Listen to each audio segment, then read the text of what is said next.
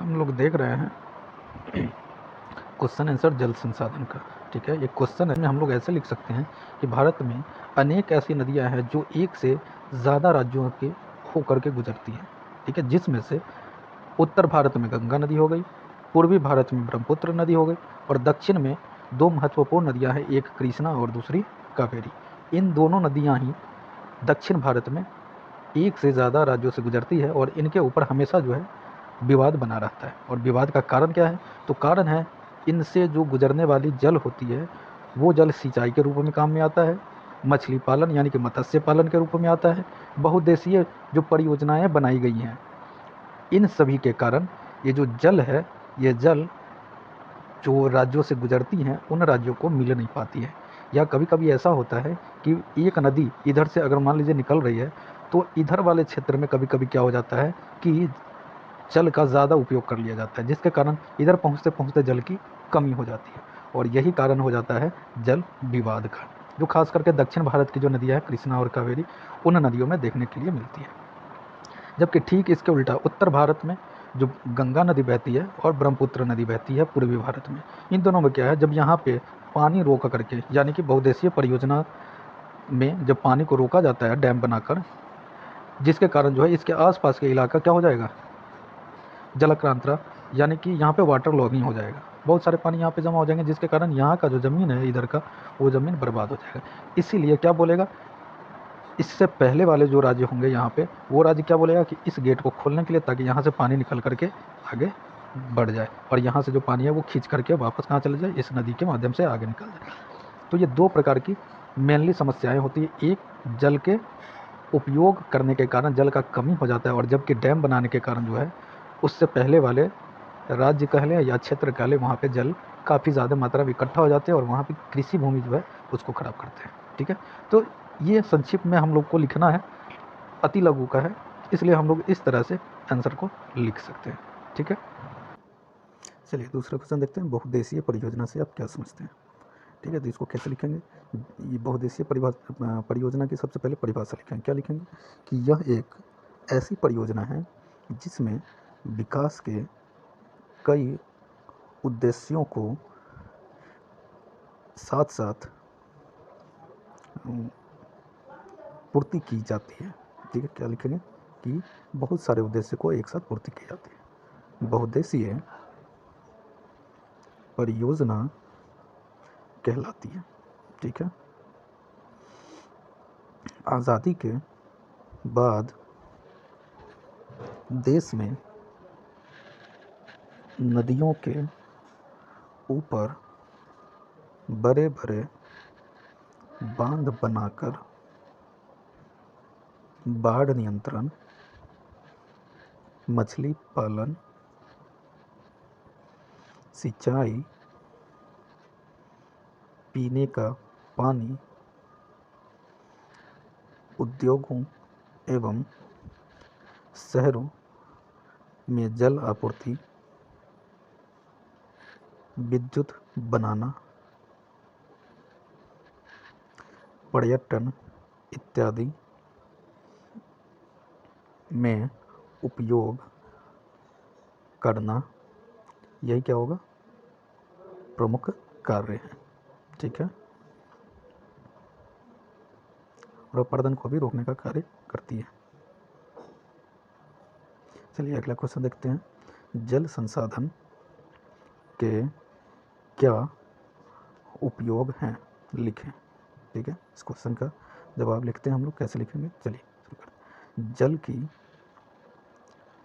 महत्व को देखते हुए हम लोग प्राचीन काल से जल को जीवन की संज्ञा देते आए हैं और जल ही जीवन है ऐसा बताते हैं। प्राणियों में 65% और वनस्पतियों में 65 से लेकर के 99% तक जल की मात्रा उपलब्ध रहती है। ठीक है, पेयजल घरेलू कार्य, सिंचाई, उद्योग, जन स्वास्थ्य इत्यादि कार्यों में जल का उपयोग अपरिहार्य है, मतलब इसका कोई दूसरा विकल्प है ही नहीं। साथ ही अनेक विकास कार्यों जैसे विद्युत निर्माण, परमाणु संयंत्र में शीतलन का काम और वानिकी इत्यादि में भी जल संसाधन का ही उपयोग किया जाता है, भरपूर उपयोग होता है। चलिए अगला क्वेश्चन देखते हैं। जल संकट क्या है? सबसे पहले इसका परिभाषा आप लोग लिखेंगे। उद्देश्यों की पूर्ति हेतु जल की अनुपलब्धता ही जल संकट कहलाती है। मतलब जितना जल हमको चाहिए उतना जल की अगर कमी हो गया, नहीं मिल पाए, वही क्या कहलाएगी? जल संकट। स्वीडन के एक विशेषज्ञ हैं जिनका नाम है फाल्कन मार्क, ठीक है। इनके अनुसार प्रत्येक व्यक्ति को प्रतिदिन 1000 घन मीटर जल की आवश्यकता होती है और इससे कम उपलब्ध जल की स्थिति को जल संकट कहा जाता है। इनके अनुसार फाल्कन का। ठीक है, अगला क्वेश्चन देखते हैं। भारत के नदियों के प्रदूषण के कारणों का वर्णन कीजिए। सबसे पहला कारण देखते हैं कैसे लिखेंगे। सबसे पहले भारत के नदियों के प्रदूषण के कारण निम्नलिखित हैं। ठीक है, पहला कारण क्या होगा?